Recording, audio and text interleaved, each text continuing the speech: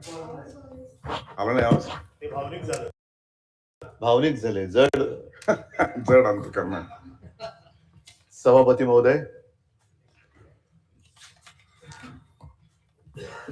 विधान परिषदेत का यावं, 6 वर्ष यावं की नाही हा ज्याचा त्याचा प्रश्न आहे, पण निरोपाच्या दिवशी मात्र अवश्य यावं. कारण आपल्याबद्दल जे काय ऐकायला मिळतं ते ऐकल्यानंतर अरे तुमच्या मनात हे होतं हे या दिवशी कळतं. तसं पाहिलं तर माननीय मुख्यमंत्री महोदय, आपण जे बोलत ते अगदी खरंय. माझा पिंड हा राजकारणाचा नाहीये. माझा मूळ स्वभाव हा कलाकाराचा आहे. आणि एवढं उत्तम वर्णन तुम्ही केल्यानंतर, एवढं तुम्ही मला जवळून ओळखता म्हटल्यानंतर, ऐसी कौन सी बात थी कि और किसी का हात पकडना पडा. मी या विधिमंडळात आलो तो मुख्यमंत्री म्हणून आलो. आणि काही गोष्टी अशा असतात आयुष्यामध्ये घडतात की आपले ध्यानीमनी नसतं आणि अचानक ती जबाबदारी येते. जबाबदारी आल्यानंतर त्यातून पळ काढणं हे काय मर्दाचं लक्षण नसतं. ती जबाबदारी स्वीकारली आणि मला पहिल्या प्रथम सगळ्यांना धन्यवाद द्यायचे आहेत. ते म्हणजे सर्व माझे त्यावेळेचे आजी माजी सहकारी जे आहेत, मंत्रिमंडळात होते, त्याच्यानंतर सगळे शासकीय अधिकारी, मुख्य सचिवांपासून इतर सगळे सचिव, त्याच्यानंतर सगळं प्रशासन, मग महसूल खातं असेल, पोलीस असेल, आरोग्य असेल, सर्वच खात्यांच्या सर्व अधिकाऱ्यांना, अगदी आशा, अंगणवाडी सेविका, सरपंच, सर्वच या अधिकाऱ्यांपासून कर्मचाऱ्यांना मी मनापासून धन्यवाद देतो. कारण एक प्रशासनाचा गंधही नसलेला माणूस अचानक राज्याच्या मुख्यमंत्री पदावरती बसतो आणि तो राज्य चालवतोय, ह्या सगळ्यांच्या सहकार्याशिवाय हे शक्य झालं नसतं. मुख्यमंत्री महोदय, आपण स्वतः मला निरोप द्यायला अगत्याने हजर राहिलात, त्याच्याबद्दल मनापासून धन्यवाद देतोय. आणि मला तोही दिवस आठवला आणि त्या दिवसाची आठवण मी तुम्हाला करून देणार आहे. पण काल एकूण जे काही विधिमंडळात घडलं ते बघितल्यानंतर तो दिवस मला का आठवलं ते सांगतो. कारण आपणच म्हणाला होता, ज्ञानेश्वरांचं भारूड, काट्याच्या आणीवर वसली 3 गावे, 2 ओसाड एक वसेची ना. आता त्या गावची पाटीलकी आपल्याकडे. आता ते आणीवरची 3 गावामध्ये एक गाव आणीवर गेलेलं आहे, बाकी गावांचं काय झालंय त्या गावकऱ्यांना माहितीये. आणि साहजिकच आहे, ज्ञानेश्वरांची आठवण आल्यानंतर एक गोष्ट आवर्जून सांगावीशी वाटते की ज्ञानेश्वर महाराज कोणत्या शतकात होऊन गेले, 12व्या 13व्या. त्यावेळेला ज्ञानेश्वरांनी रेड्याकडनं वेद म्हणून घेतले होते. आता त्यापासून आतापर्यंत आपण या शतकात आल्यानंतर स्वार्थासाठी रेडे कापले जातात. हा कोणत्या महाराष्ट्र कोणत्या दिशेने चाललेला आहे. आणि आपलं स्टेटमेंट मी कालच्या सभागृहातलं काळजीपूर्वक ऐकलं. नाशिकच्या बाबत जी आपण एक भूमिका घेतली त्याच्याबद्दल मी आपल्याला धन्यवाद देतोय. आणि हे धन्यवाद देत असताना काल आपले एक सिने कलावंत आहेत अतुल कुलकर्णी, त्यांचं एक चांगलं वक्तव्य आहे की जे पकडले जातात ते भोंदू, पण जे पकडले जात नाहीत त्या महाराजांचं काय करायचं. मला असं वाटतं आपण सगळे एकत्र मिळून एक भूमिका घ्यायला पाहिजे. आणि सगळ्या राजकारण्यांनी जर ठरवलं तर बुवा शक्तीपेक्षा युवा शक्तीला जास्त आपण ताकद दिली पाहिजे. कारण या देशामध्ये बुवा चमत्कार नाही करू शकत, युवा चमत्कार करू शकतात. आणि युवा शक्तीला जर का आपण नीट पाठिंबा दिला तर या बुवांची दुकानं बंद झाल्याशिवाय राहणार नाही.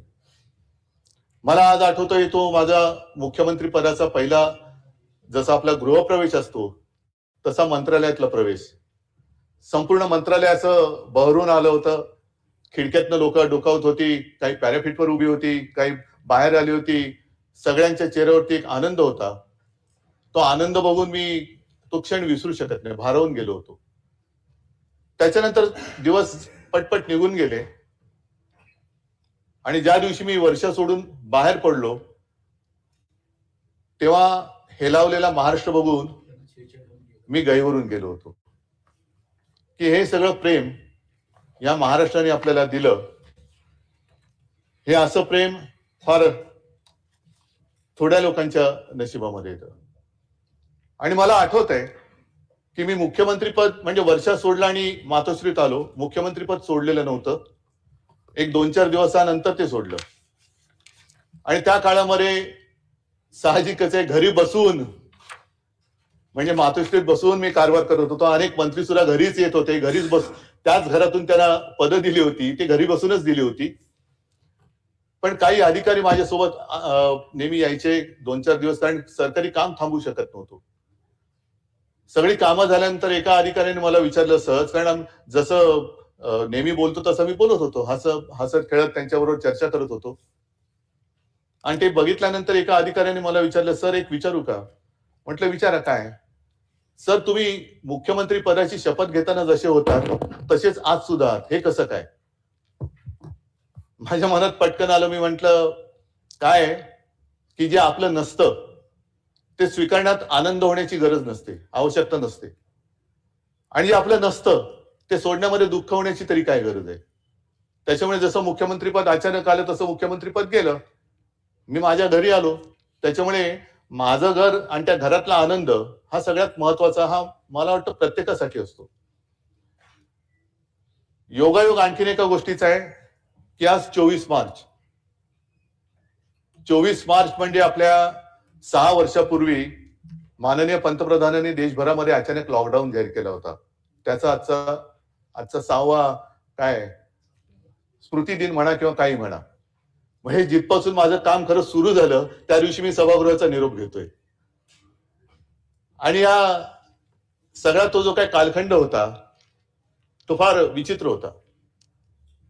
योगायोग मी म्हटलं तर आणखीन एका गोष्टीचा आहे, कारण माझ्या मंत्रिमंडळाच्या पहिल्या बैठकीत पहिला निर्णय जर का कोणता घेतला गेला असेल तर रायगडाला निधी देण्याचा निर्णय हा माझ्या मंत्रिमंडळातला पहिला निर्णय होता. आणि मंत्रिमंडळातला शेवटचा निर्णय होता तो औरंगाबादचं नामांतर करणं आणि त्याला छत्रपती संभाजीनगर करणं. संभाजीनगर जे शिवसेना प्रमुख म्हणायचे की औरंगाबाद नाही संभाजीनगर आहे, तर ते नामांतर करून माझी कारकीर्द संपली. पण ह्या मधल्या 2.5 वर्षामध्ये जो काही कालखंड होता तो फार भयानक होता. संकटामागून संकट येत होती. कोरोनासारखं भयानक संकट जे कोणाच्याही आयुष्यात कधी येऊ नये अशी साथ जर का आपण इतिहासात डोकवलं तर 100 वर्षापूर्वी आली होती. आणि त्यावेळेला असं म्हणतात स्पॅनिश फ्लू, त्यावेळेला असं म्हणतात की पहिलं महायुद्ध संपल्यानंतर त्या महायुद्धात वाचलेले सैनिक जे घरी गेले ते युद्धात नाही गेले पण त्या साथीमध्ये गेले. त्याही वेळेला त्याचा काही अंदाज कोणाला आला नव्हता आणि याही वेळेला कोणाला अजून अंदाज आलेला नाही. आरोग्य व्यवस्था वाढवायची कशी? आणि त्याही बाबतीत मला एका गोष्टीचं समाधान आहे की सर्व सहकार्यांनी मंत्रिमंडळातल्या सुद्धा आणि सर्व सरकारी जी काही यंत्रणा आहे त्यांनी सहकार्य केलं. एक टास्क फोर्सची आपण निर्मिती केली. कदाचित देशामध्ये आपलं राज्य पहिलं असेल की त्यांनी कोरोनासाठी टास्क फोर्सची निर्मिती केली. पेशंटचे बेड, रुग्णशय्या वाढवल्या. आपण जवळपास 3.5 लाखाच्या वरती नेल्या होत्या. आता 6 वर्षापूर्वी ऑक्सिजन सिलेंडरची कमी होती आणि 6 वर्षानंतर आज गॅस सिलेंडरची कमी आहे. हा पण एक विचित्र योगायोग आहे. आपल्या कोरोनाबद्दलचं जे एक युद्ध होतं, कोरोना सोबतचं युद्ध होतं आणि त्याच्यात वाखाणली गेली ती आपली एक कामगिरी मुंबई मॉडेल या नावाने. मुंबई मॉडेलची त्याची वाखाणणी ही जगभर झाली. अगदी WHO ने सुद्धा केली. न्यूयॉर्क टाइम्स मध्ये सुद्धा त्याच्याबद्दल माहिती आली, बातमी आली. विशेषतः धारावीमध्ये लागण झाल्यानंतर एवढी गच्च असलेली धारावी, त्यावेळेला धारावीकडे कोणाचंही लक्ष नव्हतं. आता ते झाल्यानंतर तिकडे सगळ्यांचं लक्ष जायला लागलेलं आहे.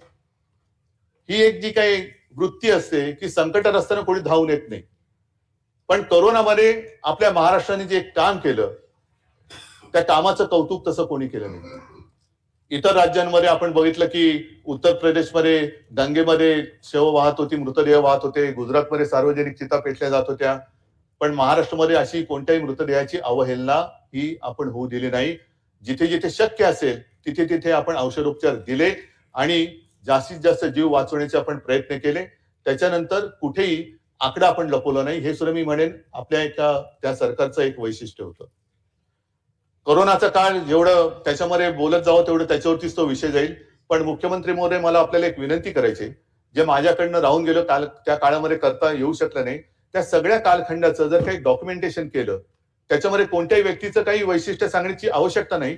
पण स्पॅनिश फ्लूच्या बाबतीत जसं कोणताही आपल्याला संदर्भ सापडत नाही, तसं विशेषतः कोरोना काळामध्ये महाराष्ट्राने काय काम केलं, कशी ट्रीटमेंट दिली, ऑक्सिजन कसा आणला, मास्क कसे मिळवले, कशी खबरदारी घेतली, माझे कुटुंब माझी जबाबदारी असेल आणि इतर सगळ्या गोष्टी असतील, हे सगळं जर का एकत्रित झालं तर पुढे अशी साथ येऊ नये.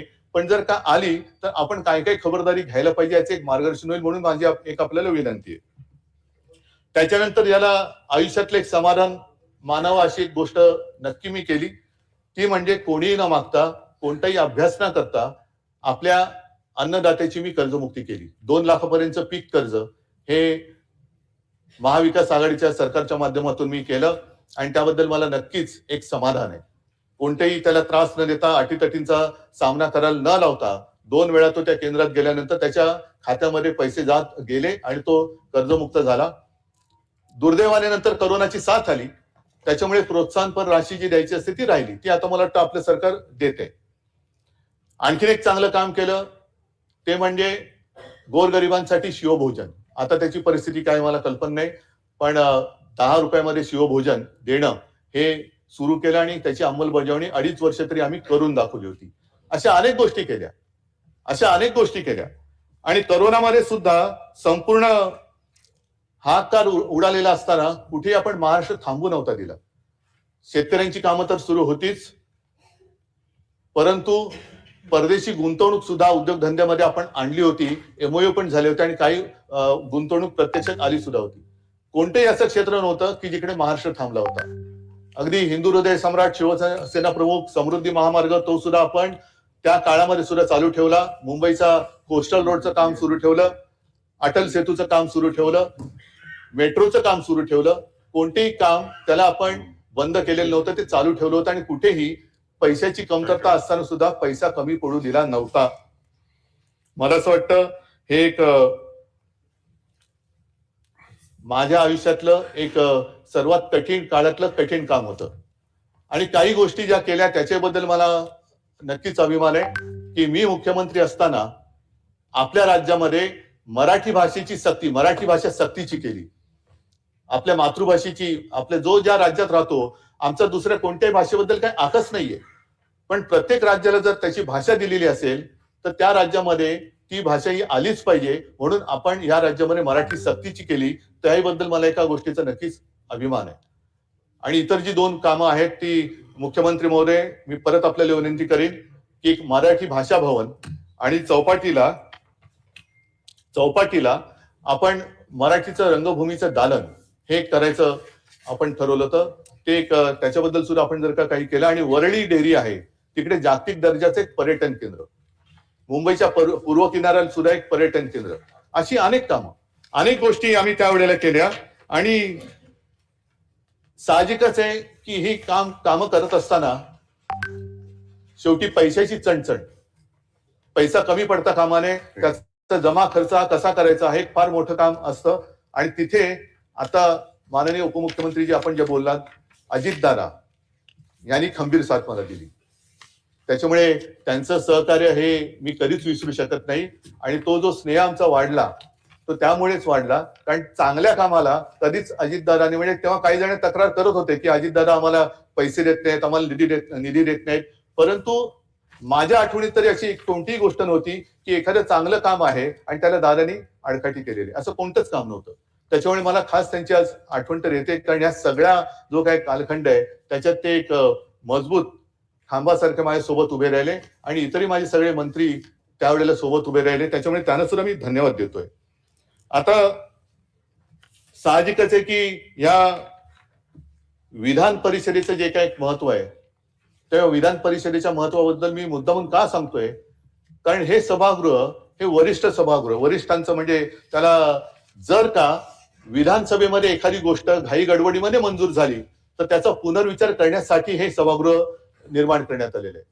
आणि या सभागृहामध्ये साधारणतः कोण येतं, तर विविध क्षेत्रातले जे सामाजिक, आता आपण ज्यांचा उल्लेख केला आजही आहेत, नाही अशातला भाग नाही, पण याच्यामध्ये साहित्यिक आहेत, विचारवंत आले पाहिजेत, शिक्षक मतदारसंघात येतात, त्याच्यानंतर काही समाजसेवक आहेत, विविध क्षेत्रातले जे मान्यवर आहेत की ज्यांच्याकडनं काहीतरी विचार आपण घ्यावेत आणि आपल्या कारभारात सुधारणा करावी, असे विचारवंत हे मग नामनिर्देशित असतील किंवा त्यांच्या वेगवेगळ्या मतदारसंघातल्या निवडणुकांमधनं असतील, हे या सभागृहात अपेक्षित असतात.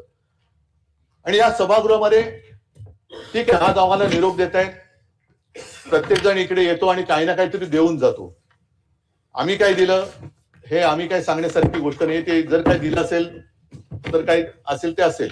पण यापूर्वी जे सदस्य या सभागृहात येऊन गेले आणि त्यांनी ज्या काही गोष्टी इकडे दिलेल्या आहेत, माझी आपल्याला विनंती आहे की मी एकूण जे काही मधल्या काळामध्ये सगळा कारभार बघतोय याही सभागृहाचा, खालच्या सभागृहाचा, सदस्य जे निवृत्त होत आहेत त्यांना आपण निरोप जरूर द्यायला पाहिजे, कारण त्यांची तेवढी टर्मच असते. पण आजपर्यंत ज्या दिग्गजांनी जे आपल्याला संस्कार दिले आणि परंपरा दिले, त्याला मात्र या सदस्यांनी, जसं हे सभागृह कधी विसर्जित होत नाही, तसंच त्यांनी दिलेले संस्कार आणि परंपरा याला सुद्धा आपण कधी निरोप देता कामा नये, ह्याची खबरदारी आपण सगळ्यांनी घ्यायला पाहिजे.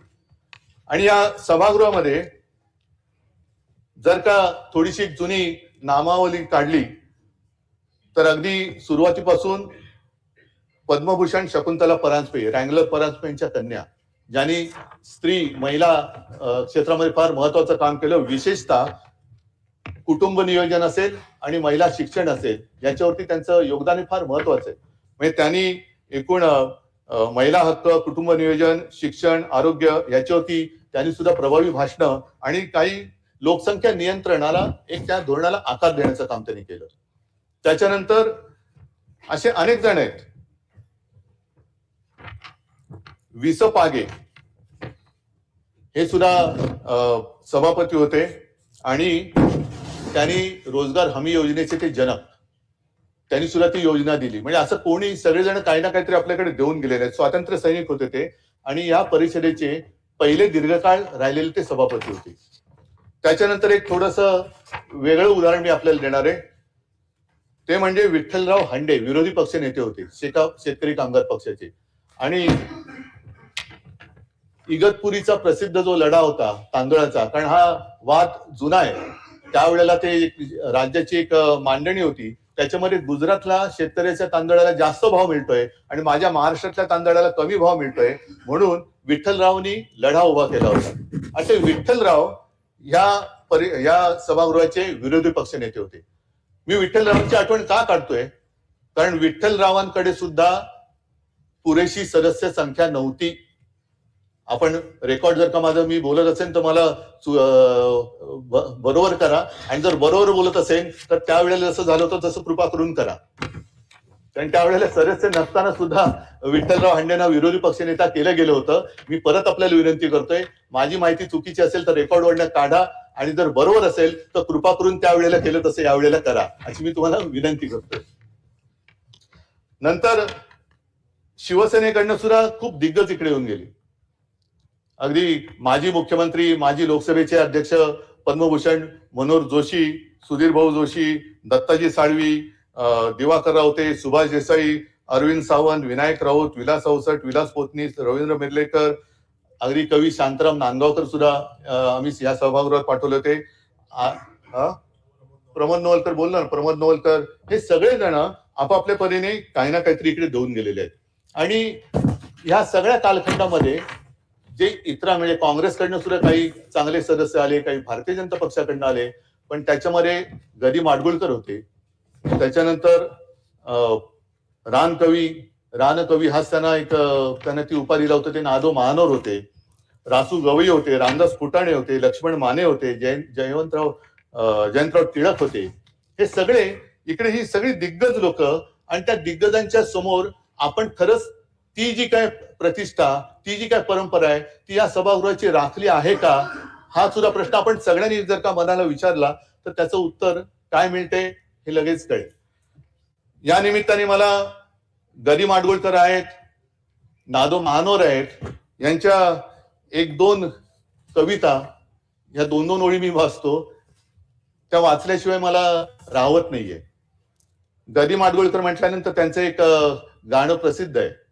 आता आज तर उद्धव ठाकरेंना निरोप देत आहेत, पण त्यांचं एक गाणं आहे, पण तो उद्धव वेगळा होता.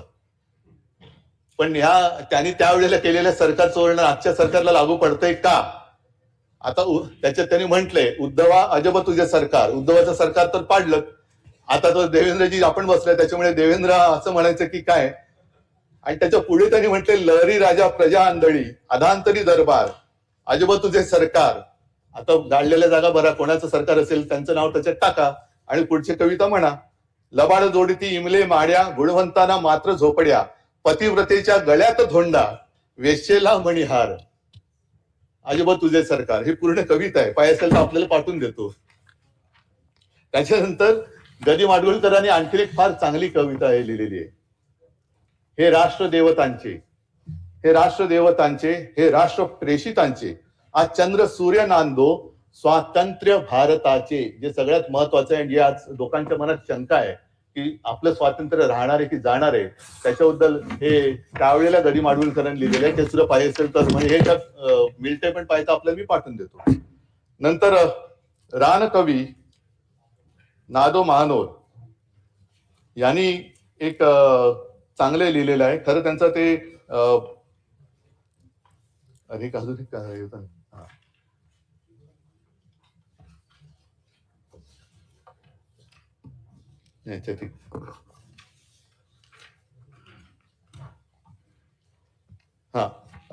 नाही, त्यांचं खरं म्हणजे निसर्गाशी हितगुज साधणारा कवी. पण त्यांनी सुद्धा एक महाराष्ट्र दिनाच्या वेळेला चांगली कविता एक त्यांनी लिहिलेली आहे. महाराष्ट्र धर्म जागो वा शूरवीर सच्चे, हे राष्ट्र बांधण्याला आधार माणसांचे. हे थोर ग्रंथ ज्यांचे आयुष्य वाचताना, त्यांचे विचार गोष्टी हे राज्य बांधताना. म्हणजे राज्याबद्दल त्यांनी जे विचार व्यक्त केलेले आहेत, आदर्श राज्य व्हावे आदर्श माणसांचे, चारित्र्यशील वाढो या थोर संस्कृतीचे. रयतेस आपले ना वाटे न कोणी वाली, कवळून घ्या तयाना विश्वास पांघरोनी. अश्रुष दुर्बलांच्या हे राज्य हो सुखाचे, जोडा सवंगडी जे प्राणापरी जीवाचे. त्याच्यामुळे आता आम्ही तर चाललो बाहेर, मुख्यमंत्री महोदय आपण आणि आपले सगळी 3 गावं यांची ही जबाबदारी आहे. आणि मला असं वाटतं की सध्या जे काही वातावरण आहे राज्यात आणि देशामध्ये, एक संभ्रमावस्था आहे. कोण कोणाबरोबर तेच कळत नाहीये. आता या महिन्यामध्ये IPL सुरू होईल आणि IPL बघताना आपण म्हणतो अरे हा आपला होता ना, अरे नाही तो आता त्या टीम मध्ये, अरे हा आपला होता नाही हा तिकडे गेलेला आहे. म्हणजे इंडियन पॉलिटिकल लीग नवीन सुरू झाले की काय, कोण कोणाच्या बरोबर तेच कळत नाहीये. आणि एकच संघ खूप मजबूत होत चाललेले, बाकीचे संघ म्हणजे मॅच खेळायला सुद्धा बाकीचे संघ हवेत की नको, की बाकीचे संघ संपवून टाकले ते एकटा संघ काय करणार.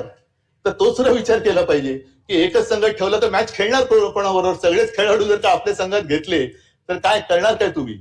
त्याच्यामुळे मला असं वाटतं एका सुदृढ लोकशाहीसाठी ही संभ्रमावस्था सगळ्यांनी संपवणं गरजेचं आहे. आणि जनतेचा आपल्याबद्दलचा जो विश्वास आहे, जनतेला असं वाटतं की राजकारणासाठी काही करू शकतायत, पण आपल्यासाठी सुद्धा हे काहीतरी करू शकतात, हा विश्वास आपण जनतेच्या मनात निर्माण करण्याची आज गरज आहे. आणि ही संधी सगळ्यांनाच मला असं वाटतं मिळत नाही, की ज्यांना मिळते त्यांनी त्या संधीचा नक्कीच उपयोग करायला पाहिजे. ठीक आहे, दिवस येतात दिवस जातात, सत्ता येते सत्ता जाते, काळ येतो काळ बदलतो, सर्व गोष्टी बदलत असतात. पण आपल्याला धीर धरायला पाहिजे, एक संयम बाळगायला पाहिजे. कारण आपण म्हणतो की सूर्य पूर्वेला उगवतो, पण सूर्य जेव्हा दक्षिणायन आणि उत्तरायण करतो तेव्हा उगवतीची पूर्व सुद्धा बदलत असते. ती पूर्व राहत नाही. सूर्य जिथून उगवतो ती पूर्व. आणि हे सगळं बदलत असताना आपण ठरवायला पाहिजे की आपण प्रवाहाबरोबर वाहत जायचं, लाटेबरोबर वाहत जायचं, की ठामपणाने थांबून प्रवाह योग्य दिशेने वळवायचं. हे ज्याचं त्यांनी ठरवणं हे आवश्यक असतं. आणि जे असे लाटेबरोबर वाहत जातात त्यांच्यासाठी म्हणजे काही स्वतः काही करत नाही पण लाटेबरोबर वाहत जायचं, तर त्यांच्यासाठी विंदा करंदीकर यांनी एक फार छान लिहिलेलं आहे.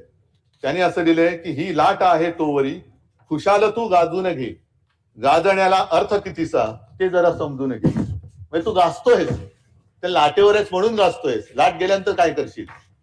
तर या काही गोष्टी त्यांनी फार छान लिहिलेल्या आहेत. म्हणजे आपण या सगळ्यांकडनं काही ना काहीतरी घेतलं पाहिजे आणि त्यातल्या थोड्या जरी गोष्टी आपण आपल्या वागणुकीत आणू शकलो तरी महाराष्ट्र आपल्या देशातलं जे एक सर्वोत्तम राज्य आहे ते आणखीन चांगलं राज्य होईल. विंदा करंदीकरांनी आणखीन पुढे जे लिहिलेलं आहे ज्याचा मला उल्लेख करावा असं वाटतं की केले कुणास्तव ते किती हे कधी मोजू नये, होणार त्याची विस्मृती त्याला तयारी पाहिजे. जो अनुभव मी घेतोय, डोक्यावरी जे घेऊनी आज येथे नाचती, घेतील ते पाय तळी त्याला तयारी पाहिजे. हे सगळं आयुष्य आहे. म्हणजे जे डोक्यावर घेऊन नाचतात तेच एक दिवस आपल्याला पायतळी तुडवायला बघत नाहीत, कारण त्यांना स्वतःला जेव्हा काही पाहिजे असतं त्यावेळी ते कोणी काय दिलंय हे काही न बघता ते आपल्याला सरळ तुडून पुढे जात असतात. आणि हे विंदांचं झाल्यानंतर एक सुरेश भटांची मोठी कविता, त्यातली 4 ओळी मी मुद्दामून सांगतो, जी कदाचित म्हणजे मलाही वाटलं की इकडे वाचावी.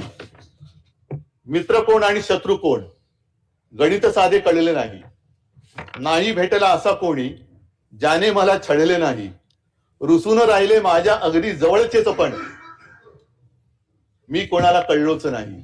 हे सुरेश भटांची कविता आहे. आणि मला असं वाटतं की हे जरी खरं असलं तरी मला जी काही संधी मिळाली होती त्या काळात जे मी केलं ते प्रामाणिकपणाने केलं, आणि ते प्रामाणिकपणाने केलं म्हणून महाराष्ट्रातली जनता मला त्यांच्या कुटुंबातली एक सदस्य मानते. मी या मायबाप जनतेला मानाचा मुजरा करून आपल्या सर्वांचा या सभागृहात निरोप घेतोय. जसं मगाशी मुख्यमंत्री महोदय आपल्या आधी मी जेव्हा आलो तेव्हा तुमच्या आधी मी जे बोलत होते त्यांचं थोडंसं ऐकलं की कुठे भेटू. मी मुख्यमंत्री महोदय थोड्या वेळाने आपल्याला भेटायला येणार आहे, पण काही जणांना रणांगणात, काही जणांना कुठे, आणि काही जणांना असं वाटतं की इथे भेटलात तर अशी काही लोक आहेत. असो, मी या सभागृहात सर्वांना धन्यवाद देतो. आणि माझ्यासोबत जे इतरही सदस्य निवृत्त होत आहेत त्यांना सुद्धा मी भावी त्यांच्या कारकिर्दीसाठी खूप खूप शुभेच्छा देतो, सुयश चिंततो आणि आपला निरोप घेतो. धन्यवाद सगळ्यांना. जय हिंद, जय महाराष्ट्र.